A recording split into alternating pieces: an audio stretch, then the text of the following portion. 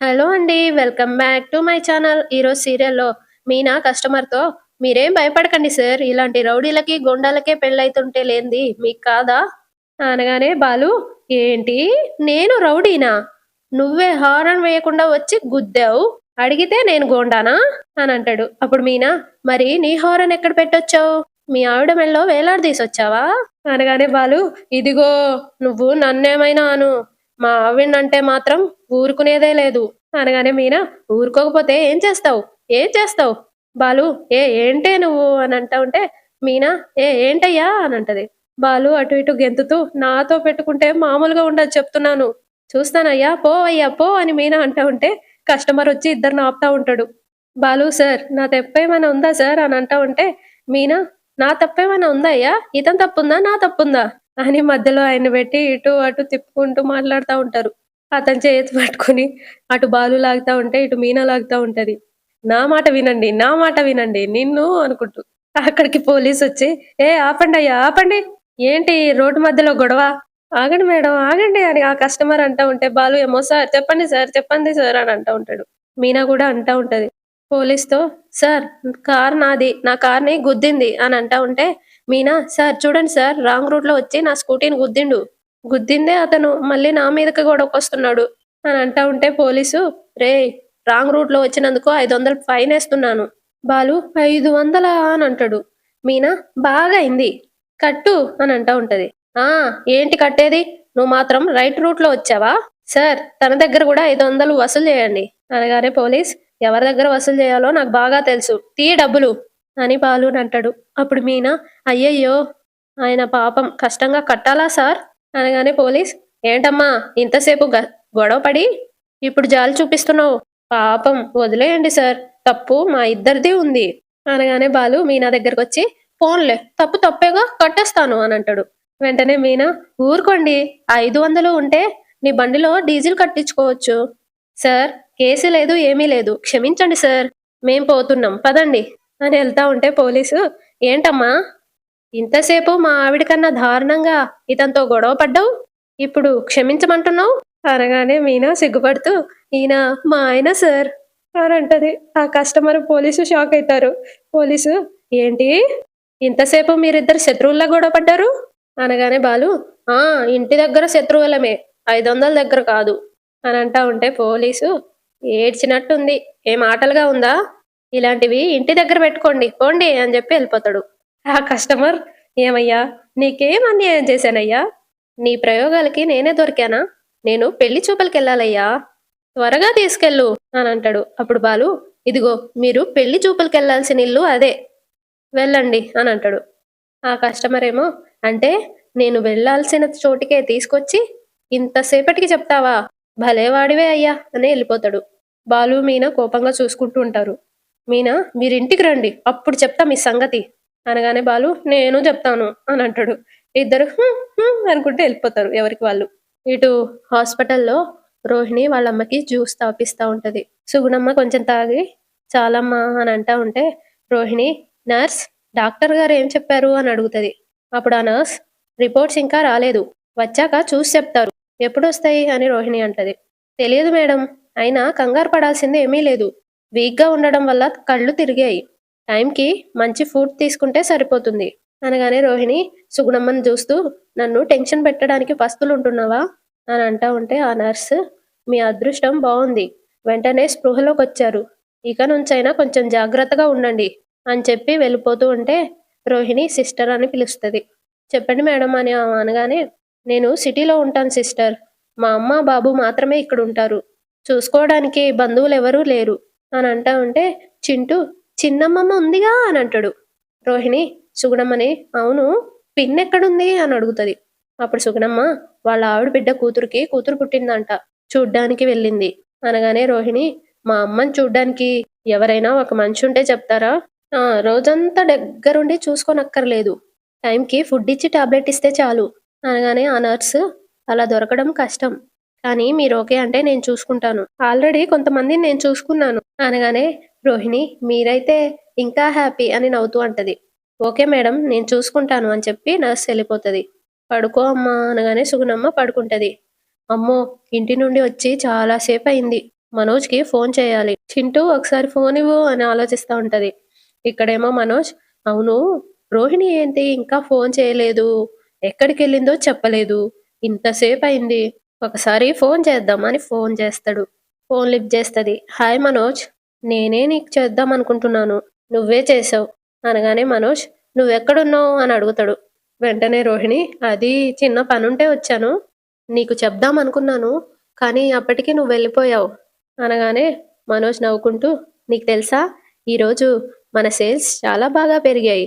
రోహిణి, ఓ అవునా అని అంటది.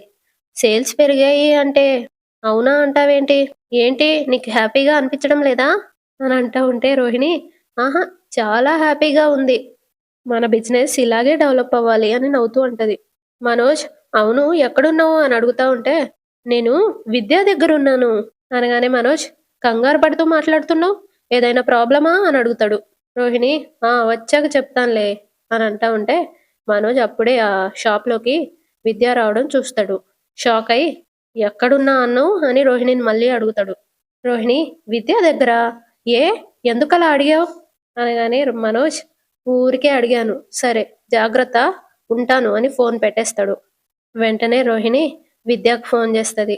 విద్య ఫోన్ లిఫ్ట్ చేసి, చెప్పవే అనగానే, విద్య, నేను బయటున్నాను, మనోజ్కి నీ దగ్గరకు వచ్చానని చెప్పాను, నువ్వు షోరూమ్ వైపు వెళ్ళకు అనగానే విద్య ఏడుపు మొహం పెట్టుకొని, నేను ఆల్రెడీ షాప్లోనే ఉన్నానే, చంపేశావు, నాకు చెప్పకుండా ఎందుకు వచ్చావే, అర్జెంటుగా బయటికి వెళ్ళిపో అనగానే కట్ చేస్తుంది ఫోను విద్య.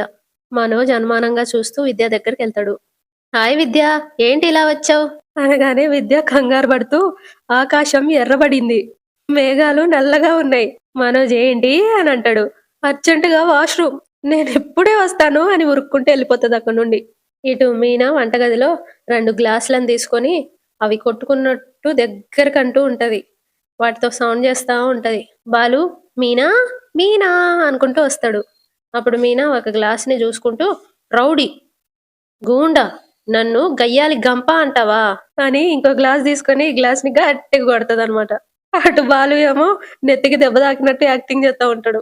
ఇక్కడ కొడతా ఉంటే, నన్ను రంప రాక్షసి అంటావా అని చెప్పి ఇంకా కొడతా ఉంటది ఒక గ్లాస్ తీసుకొని ఇంకో గ్లాస్ తో. నన్ను నడి రోడ్లో పరువు తీస్తావా, చిన్నిళ్ళు పెడతానంటావా అని కొడతా ఉంటది. అక్కడ బాలు ఏమో ఆయనకే దెబ్బలు తాకినట్టు యాక్టింగ్ చేస్తా ఉంటాడు. ఆ గ్లాసులను కొడతా ఉంటే బాలు భయపడి అక్కడి నుండి పారిపోయి ఒక తెల్లటి జెండా పట్టుకొని వస్తాడు. వచ్చి అటు ఇటు ఊపుతా ఉంటాడు మీనా చూసేలాగా. మీనా కోపం తగ్గక ఆ గ్లాసులు గిన్నెలు అన్ని బాలు మీద ఇసురుతా ఉంటది. బాలు ఏమో క్యాచ్ పడతా ఉంటాడు. శాంతి శాంతి శాంతి, నువ్వు మాత్రం నన్ను రౌడీ అనలేదా అనగానే మీనా, నేను నిజమే చెప్పాను అని అంటది. మరి గూండా అనలేదా అని అడుగుతాడు. నేను అబద్ధం అనలేదుగా అని మీనా అంటది. అప్పుడు బాలు, నడి రోడ్డు మీద మొగుడిని చూడకుండా పరువు తీస్తావా అని అంటా ఉంటే మీనా, మీరేమైనా నా పరువు ఆ జెండాలా నిలబెట్టారా అనగానే ఆ జెండాను అక్కడ పెట్టేసి ఏ అన్నట్టు దగ్గరికి వెళ్తాడు. మీనా కొట్టబోతది ఒక ప్లేట్ తీసుకొని. వెంటనే బాలు, వద్దొద్దొద్దు, చుట్టు పెట్టిన గిన్నెలు రేపు మన పిల్లలు చూస్తే ఏమనుకుంటారు, గొడవలు పడ్డ అమ్మా నాన్నలు సొట్టులు పడ్డ గిన్నెలు ఒకటే అనుకోరా. మీనా, ఆ వారానికి 4 సార్లు ఇలా గొడవలు పడితే గిన్నెలకి సొట్టలు తప్ప కడుపులేం కాస్తాయి నా తలకాయ్ అనగానే బాలు, ఇంతకు ముందు పొద్దునే గొడవైతే రాత్రికి రాజీకొచ్చేది నా పెళ్ళం, ఇప్పుడేమో గొడవ మీద గొడవ పడుతూనే ఉంది అనగానే మీనా, ఇంతకు ముందు మా ఆయన ఎవరితో ఎన్ని గొడవలు పడినా రాత్రి అయ్యేసరికి నా తింగరి బుచ్చి, నా పిచ్చిలచ్చి అనుకుంటూ నా దగ్గరకు వచ్చేవాడు, ఇప్పుడేమో గయ్యాలి గంప రంప రాసేసి అంటున్నాడు అని అంటది. అప్పుడు బాలు, పెళ్ళాం మీద ప్రేమ చూపించడానికి ఎన్నో మాటలుంటాయి, అవే ఇవి, నువ్వు మాత్రం నన్ను గడ్డపోడు అనలేదా, నేనేమైనా మనోజ్ గాడి గురూజీలా ఇంత పొడుగు గడ్డం పెంచుకున్నానా అనగానే మీనా నవ్వుతూ, గడ్డం బాగానే ఉంటదిలేండి, కోపం వచ్చి తిట్టడానికి ఏమీ దొరక్క నేనే గడ్డం అడ్డం పెట్టుకున్నాను అని అంటా ఉంటే బాలు, నేను కూడా మా పూల గంపని కావాలనే గయ్యాలి గంప అన్నాను, రెండిట్లోనూ గంప ఉంది కదా, ఎందుకమ్మా కోపం అని అంటాడు. అప్పుడు మీనా, రాను రాను మన మధ్య దూరం ఎందుకు పెరుగుతుంది అనగానే, దూరం అంటే దూరమే పెరుగుతుంది, దగ్గరకొస్తే దగ్గరకొస్తుంది, దూరం పారిపోతుంది, అన్నీ మాటలే అని మీనా అంటది. లేదు మీనా, చేతలు కూడా ఉంటాయి, ఉండు ఇప్పుడే వస్తాను అని వెళ్ళి హల్వా తీసుకొస్తాడు. హల్వా అని ఇవ్వబోతే మీనా, ఇదొకటి నేర్చారు అని అంటది. అప్పుడు బాలు, మా కాపురాలు నిలబెట్టుకోవడానికి పూర్వకాలం మంత్రాలు కనిపెట్టిన పెద్దలు ఈ హల్వా. అనగానే మీనా, మాకు పూర్వకాలం నుండి చాలా మంత్రాలు నేర్పారు.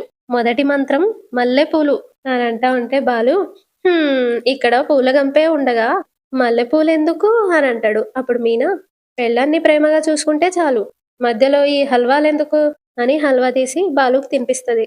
బాలు మీనాకు తినిపిస్తాడు. ఇద్దరు తింటా ఉంటే మీనా, ఆ మనకి పిల్లలు పుడితే ఇలా హల్వా తినడం మానేస్తారా అని అడుగుతది.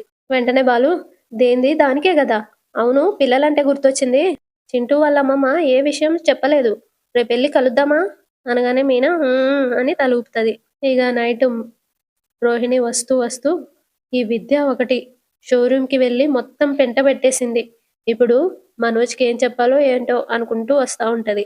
మనోజ్ కూడా స్టెప్స్ దిగి వస్తాడు. రోహిణిని చూస్తాడు. నవ్వుతూ, మనోజ్ నువ్వెప్పుడొచ్చావు? మనోజ్ ఏం మాట్లాడు. కోపం వచ్చిందా అని అడుగుతది. నీ మీద కోపమా? నాకా? చాచా, నువ్వు జస్ట్ ఒక అబద్ధం చెప్పావు అంతే కదా అనగానే రోహిణి, నువ్వే ఉద్దేశంతో అన్నావో నాకు అర్థమైంది. రా, మనం రూమ్కి వెళ్ళి మాట్లాడదాం రా అని తీసుకొని వెళ్తది. వెళ్ళాక డోర్ వేసేసి, మనోజ్ సీరియస్ అవ్వకుండా ముందు నేను చెప్పేది విను అనగానే మనోజ్ కోపంగా, నువ్వేం చెప్తావు నేనేం వినాలి? రోహిణి నా దగ్గర ఏమీ దాచదు అని ఫీల్ అవ్వేవాడిని, కానీ నువ్వు అని అంటా ఉంటే రోహిణి, మనోజ్ నేనేం దాచలేదు. అప్పుడు మనోజ్, నేను మాట్లాడతాను, నువ్వు విను. షోరూమ్ పెట్టక ముందు వరకు నేను నా పరిస్థితిని బట్టి అబద్ధం చెప్పుండొచ్చు, కానీ షోరూమ్ పెట్టాక చిన్న అబద్ధం కూడా చెప్పలేదు. చివరికి మీనా నగలు అమ్మేశానన్న విషయం అమ్మ నీతో చెప్పొద్దు అన్నా చెప్పేశాను. ఎందుకో తెలుసా? మన మధ్య అబద్ధం దాపరికం అనే మాటలు చోటు చేసుకోకూడదని. కానీ నువ్వు నాతో అబద్ధం చెప్పాల్సిన అవసరం ఎందుకు వచ్చింది? చెప్పు, ఎవరిని కలవడానికి వెళ్ళావు? ఇదే మొదటిసారా? ఇంతకు ముందు కూడా ఇలాగే చేశావా? చెప్పు రోహిణి అని గట్టిగా అంటాడు. రోహిణి, అయిపోయిందా? నేను మాట్లాడొచ్చా అని తన హ్యాండ్ బ్యాగ్లో నుండి ఒక దండ తీసి చూడు అనగానే మనోజ్ ఏంటిది అని అడుగుతాడు. వెంటనే రోహిణి, మహిమగల మాల, నీకోసమే కొందామని వెళ్ళాను. నా కోసమా అని మనోజ్ అడుగుతాడు.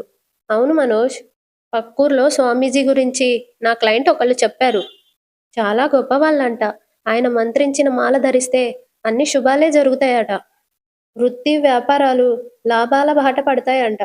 అందుకే వెళ్ళాను అనగానే మనోజ్, దీనికోసం వెళ్తే విద్యను కలవడానికి వెళ్తున్నా అని ఎందుకు చెప్పావు అని అంటా ఉంటే రోహిణి, సర్ప్రైజ్ ఇద్దాం అనుకున్నాను మనోజ్, అది నీ దగ్గరకు వచ్చి నాకు షాక్ ఇచ్చింది అని అంటది. అప్పుడు మనోజ్, నేను రంగురంగుల బట్టలు వేసుకుంటే వద్దని చెప్పే నువ్వు మహిమలు మాలలు మంత్రాలు నమ్మడమేంటి అనగానే రోహిణి, నువ్వు రంగురంగుల బట్టలు వేసుకోవడం వల్లే మన బిజినెస్ బాగా డెవలప్ అయింది. సో నేను కూడా నా ప్రయత్నం చేద్దాము అనుకున్నాను అనగానే మనోజ్, నువ్వేదో మేనేజ్ చేస్తున్నావు అనిపిస్తుంది అని అంటాడు. వెంటనే రోహిణి, మేనేజా? నేనా? ఏం మాట్లాడుతున్నావు మనోజ్? నమ్మకు, నువ్వు నన్ను నమ్మకు. నా పనులన్నీ మానేసి మన కోసం అంత దూరం వెళ్ళి ఈ మహిమగల్ల మాల తీసుకొస్తే నువ్వు నన్నంటావా అనగానే మనోజ్, ఇదిగో నువ్వు తప్పు చేయకపోతే ఎందుకిలా నీకు కోపం వస్తుంది అని అంటాడు. రోహిణి ఏమో, నేను నీకు అబద్ధం ఎందుకు చెప్తాను మనోజ్ అని అంటా ఉంటే మనోజ్, నిజం చెప్పకపోతే అబద్ధమే అవుతుంది కదా అనగానే రోహిణి, సర్ప్రైజ్ ఇద్దాం అనుకున్నాను, అది నీకు అబద్ధమే అనిపిస్తుంది, ప్లీజ్ పాజిటివ్గా ఆలోచించు. మనోజ్ ఏమో, నువ్వు నిజం చెప్తే నేను నెగిటివ్గా ఆలోచించే అవసరం రాదు కదా అనగానే రోహిణి, అంటే నీ ఉద్దేశం ఏంటి? నాకు నీతో కాకుండా ఇంకెవరితోనైనా అనబోతుంటే మనోజ్, ఏ చిచి, నేనంత చీప్గా ఆలోచించను అని అంటా ఉంటే రోహిణి, నాకు తెలుసు మనోజ్, అందుకే నేను నిన్ను ప్రేమించాను. ఇప్పుడు నీకోసమే బ్రతుకుతున్నాను. నేనేం చేసినా నీకోసమే. ప్లీజ్ నన్ను నమ్ము అని అంటది. నీకు ఇంకా నమ్మకం కుదరకపోతే ఆ స్వామీజీ నంబర్ నా దగ్గరే ఉంది. కాల్ చేసి మాట్లాడతాను, నువ్వే విను, నువ్వే మాట్లాడు. వద్దు అని మనోజ్ అంటా ఉంటే లేదు లేదని ఫోన్ చేస్తుంది. అటు విద్యకి ఫోన్ వస్తుంది. విద్య ఫోన్ ఎత్తుతుంది. చెప్పవే అని అంటది. రోహిణి, హలో స్వామీజీ, నమస్కారం, నేను మీ దగ్గరకు వచ్చాను కదా. ఎప్పుడొచ్చావు అని విద్య అంటూ ఉంటది. అదే స్వామి, మాల కూడా తీసుకున్నాను అనగానే విద్య, మాల? ఏం మాట్లాడుతున్నావే? ఇదిగో అని మనోజ్కి ఇస్తుంది. అక్కడ విద్య ఏమో నేనేం మాట్లాడాలి అని టెన్షన్ పడతా ఉంటది. మనోజ్ ఫోన్ కట్ చేసి, అవసరం లేదు పట్టుకో, మాట్లాడు మనోజ్, మళ్ళీ చేస్తాను అని చేయబోతుంటే వద్దని చెప్పాను కదా, నువ్వు అబద్ధం చెప్పావు అన్న బాధ తప్ప అనుమానం కాదు అనగానే రోహిణి, లేదు, ఒకసారి మాట్లాడితే ఇంకోసారి మనకి సమస్య రాదు. మనదేమో సారీ ఇంకెప్పుడూ అలా ఆలోచించను. మన కోసం అంటున్నావు కదా! మనం బాగా సంపాదించి ఈ ఇంట్లో మన చెయ్యే పై చేయేలా చూసుకోవాలి. అనగానే రోహిణి నా ప్రయత్నం కూడా అదే. నువ్వు రాజులా ఉండాలి. నీ మాట ఈ ఇంట్లో శాసనం అవ్వాలి అని నవ్వుతూ అంటే మనోజ్ కరిగిపోయి లవ్ యూ రోహిణి అని అంటాడు. లవ్ యూ టూ మనోజ్ అని మాలిస్తది. దేవుడి దగ్గర పెట్టి రేపు ఫ్రెష్‌గా యేసుకుంటా అని చెప్పి మనోజ్ వెళ్ళిపోతాడు. మనోజ్ వెళ్ళిపోగానే రోహిణి హమ్మయ్య! అనుకుంటూ విద్యకి ఫోన్ చేస్తది. విద్య ఫోన్ లిఫ్ట్ చేసి ఏంటే కాల్ చేసి ఏదేదో మాట్లాడుతున్నావు? అనగానే రోహిణి ఒసే తిక్క మొహం! నేను కాల్ చేసి తిక్క తిక్కగా మాట్లాడుతుంటే నువ్వు అల్లుకుపోకుండా అయోమయంగా మాట్లాడతావే? అని అంటా ఉంటే విద్య ఆ! మనోజ్ ముందున్నావా? అని అడుగుతది. అవునే. నువ్వు షోరూమ్‌కెందుకెళ్ళావు? అని అంటా ఉంటే విద్య మామూలుగానే వెళ్ళాను. నువ్వు మీ అమ్మని కలవడానికి వెళ్తున్నా అని నాకొక మాట చెప్పొచ్చు కదా! మనోజ్ నన్ను చూసి ఇచ్చిన రియాక్షన్స్‌కి నాకు ఒళ్ళంతా చెమటలు పట్టాయి. దెబ్బకి పారిపోయొచ్చేశాను. అనగానే రోహిణి ఇంకోసారి వచ్చే ముందు చెప్పిరా అనంటది. విద్య నువ్వు కూడా ఇంకోసారి నా పేరు వాడే ముందు నాకొక మాట చెప్పు. అనగానే రోహిణి ఛీ! నన్ను ఇరిటేట్ చేయకు అని ఫోన్ పెట్టేస్తది. అక్కడ విద్య ఫోన్ కట్ జేసి నేనిప్పుడు ఏమన్నానని అని అనుకుంటూ ఉంటది. ఇక పొద్దున్నే రవి కిచెన్‌లో పల్లీ పట్టి చేస్తా ఉంటాడు. శృతి అక్కడికెళ్ళి హా! హాయ్ రవి. పల్లీ పట్టి చేస్తున్నావా? ఏ అని తినబోతుంటే రవి ఆగాగాగు ఇది కాదు. ఇవి తీసుకో అని పక్కనే ప్లేట్‌లో పెట్టున్నయి ఇస్తాడు. శృతి తీసుకొని హా! అని తింటా ఉంటది. చాలా బావుంది. అసలు నీ చేతిలో ఏముందో గానీ, నువ్వేం చేసినా సూపర్‌గా చేస్తావు. తెలుసా? నువ్వు సూపర్ షెఫ్ అబ్బా! అని 2 తినుకుంటూ బయటికెళ్తా ఉంటే, హాల్‌లో మీనా ఉంటది. ఇదిగో ఇది తిని పెట్టు అనగానే మీనా తీసుకొని, పల్లి పట్టినా అని అడుగుతది. శృతి అవును. రవి చేస్తున్నాడు. టేస్ట్ కోసం పట్టుకొచ్చాను. మీనా తిని చాలా బావుంది అని అంటా ఉంటే, శృతి కదా! అని అంటా ఉంటది. అక్కడికి రవి వెళ్తాడు. నిజంగా బావుందా వదినా? అవును రవి. చాలా బాగా చేశావు. అనగానే శృతి ఇంత టేస్టీగా, డిఫరెంట్‌గా ఎలా చేశావు అని అడుగుతది. రవి కాలర్ ఎగరేసుకుంటూ that is called chef Mantra. Shruti హుహు. చెప్పులే బాబు మేమెవరికీ చెప్పం. అనగానే రవి సింపుల్. రెగ్యులర్‌గా పల్లీలేస్తాం కదా! దానికే బాదం, నట్స్, కొబ్బరి యాడ్ చేశానంతే. అనగానే శృతి హుహు. అయిపోతావు రవి. నువ్వు త్వరలోనే పెద్ద షెఫ్ అయిపోతావు. అని అంటా ఉంటే మీనా నవ్వుతూ రవి ఏ వంట చేసినా చాలా ఇష్టంగా చేస్తాడు. అందుకే తను చేసిన వంటలు ఇంత రుచిగా ఉంటాయి అని అంటది. అప్పుడు శృతి ఈ పల్లి పట్టి ఎలాగో టేస్ట్‌గా ఉంది గాబట్టి మనం దీన్ని సేల్ చేయొచ్చు కదా! అనగానే రవి మన వాళ్ళకి ఇంపోర్టెడ్ చాక్లెట్‌ల మీద ఉండే ఇంట్రెస్టు లోకల్ ఫుడ్ మీద ఉండదు. అనగానే శృతి అయితే మనం ఫారెన్ ఇంపోర్ట్ చేద్దాం. ఇక్కడ రూ. 10కి అమ్మే పల్లి పట్టి అక్కడ 500కి అమ్మొచ్చు కదా! అని అంటా ఉంటే రవి ఐడియా బానే ఉంది కానీ ఇలా కాకుండా ముందు రెస్టారెంట్ పెట్టి దాని ద్వారా ఎక్స్‌పోర్ట్ చేత్తే కస్టమర్స్‌కి కూడా మన మీద నమ్మకం ఉంటుంది. మన బిజినెస్ కూడా ప్రమోట్ అవుతుంది. అనగానే Shruti perfect. You are always correct Ravi అని అంటది. వెంటనే రవి వదినా మీరు చింటూని కలవడానికి వెళ్ళినప్పుడు కొన్నిస్తాను తీసుకెళ్ళండి. మీనా నవ్వుతూ అలాగే అని అంటా ఉంటది. ప్రభావతేమో ఒరేయ్ రవి! రవి! అని కిందకొస్తా ఉంటే వీళ్ళు అమ్మో! అత్తయ్యొస్తున్నారు అని మీనా అనగానే శృతి గొడవ యాక్టింగ్ స్టార్ట్ జేస్తది. ఎలా ఇస్తావు రవి? ఎలా ఇస్తావు అసలు నువ్వు? చిన్న ముక్క గూడా ఇచ్చేది లేదు. ఇది నువ్వు కష్టపడి చేసావు. మనమే దాచుకొని తిన్నాం. అనగానే మీనా మీ పల్లి పట్టి మాకేం అవసరం లేదు. మాకు రావాల్సిన వాటా మాకివ్వండి. వాటాలు లేవు, గీటాలు లేవు అని శృతి అంటది. వెంటనే మీనా అలా మాట్లాడితే మర్యాదగా ఉండదు. అంటా ఉంటే ప్రభావతి ఏయ్! ఏంటే మర్యాదగా ఉండేది? నా చిన్న కోడలతో అమర్యాదగా మాట్లాడితే నీకు మర్యాదగా ఉండదు చెప్తున్నా. అవతలికి పో. పోవే అనగానే మీనా వెళ్ళిపోతది. తర్వాత ప్రభావతి నవ్వుతూ హ్మ్. చాలా బాగా చెప్పావు శృతి. తిండికి తికానా లేదులే గాని దాన ధర్మాలు కావాలి ఈవిడ గారికి. నేను చెప్తున్నాను అసలేమీ ఇవ్వొద్దు అనంటది. రవి అస్సలేమీ ఇవ్వమమ్మా అనగానే శృతి ఆంటీ తినండి. మీకోసం స్పెషల్‌గా తెచ్చాను అని పల్లి పట్టి ఇవ్వగానే ప్రభావతి తీసుకుంటూ హా! నేనంటే నీకు ఎంత ప్రేమో నా బంగారం అనుకుంటూ నవ్వుతూ తింటది. శృతి ఏమో తనలో తాను దీంట్లో పాయిజన్ కలిపినా బాగుండేది అని అనుకుంటది. ప్రభావతి తిని "హ్మ్. చాలా బావుందిరా! నా చేతి వంటకమే వచ్చింది నీకు. హ్మ్. ఇలాగే చేసుకొని ఎంచక్కా వ్యాపారం పెట్టుకోవచ్చు కదరా!" అనగానే శృతి "నేను అదే అంటున్నాను ఆంటీ. ఖచ్చితంగా ప్లాన్ చేద్దాం" అని నవ్వుతూ అంటది. ప్రభావతి సరే సరే. ఒరేయ్ రవి నాకు కొన్ని డబ్బాలో వేసి ఇవ్వవా? కామాక్షికి తీసుకెళ్తాను." "ఆ! అలాగే అమ్మా" అని రవి వెళ్లి తీసుకొస్తాడు. మీనా శృతి "బావుందా ఆంటీ?" అనగానే బావుంది" అని ప్రభావతి అంటా ఉంటది. "ఆ! ఇంకొకటి తినండి" అని ఇస్తది శృతి. "రవి తొందరగా ఇవ్వు" అని తీసుకొని "వస్తానమ్మా" అని ఎళ్తా మళ్ళీ ఎనక్కొచ్చి "ఒరేయ్! ఆ పూల కొట్టు దానికి మాత్రం అస్సలివ్వకండి." "హ్మ్" అనగానే శృతి నవ్వుతూ "అలాగే ఆంటీ ఎంత బాగా గుర్తుపెట్టుకున్నారో. వెళ్ళొస్తాను" అని వెళ్ళిపోతది. ఆమె వెళ్ళిందా లేదా అని రవి తొంగి చూస్తాడు. "శృతి వెళ్ళిపోయిందా?" అనంటే "వెళ్ళిపోయింది" అనంటాడు. మీనా వస్తదక్కడికి. వెంటనే శృతి సో సారీ మీనా. నిన్ను ఏదేదో అనేశాను. అనగానే మీనా నేను గూడా తప్పుగానే మాట్లాడాను అనంటది. అప్పుడు శృతి తప్పట్లేదు మరి ఏం చేస్తాం? రవి నవ్వుతూ మీరు బిజినెస్‌కే కాదు యాక్టింగ్‌కి కూడా ఎళ్ళొచ్చు. కరెక్ట్‌గా పనికొస్తారు. అనగానే మీనా ఏం నటించడమో ఏమో! అత్తయ్యకి దొరికిపోతే పరిస్థితేంటో! అనంటా ఉంటే శృతి మీనా ఒకటి చెప్పనా? మీరు చెప్పారని నటించడానికి ఒప్పుకున్నానే కానీ లేదంటేనా ఆంటీ మూతి మీద వాతలు పెట్టేసేదాన్ని. అనగానే రవి ఏ ఆవిడ మా అమ్మ. కొంచెం చూసి మాట్లాడు అని అంటాడు. అప్పుడు శృతి మా అమ్మైనా సరే అలాగే చేసేదాన్ని. నాకు ఎవ్వరైనా ఒకటే. నువ్వు ముందు మీనాకి పల్లి పట్టి పట్టుకురా. అలాగే అని రవి ఎళ్తాడు. మీనా ఇంకా శృతి నవ్వుతా ఉంటారు. అంతటితో ఈరోజు ఎపిసోడ్ అయిపోతది. తర్వాయి భాగంలో సుగుణమ్మ దగ్గరికి బాలు ఇంకా మీనా ఎళ్తారు.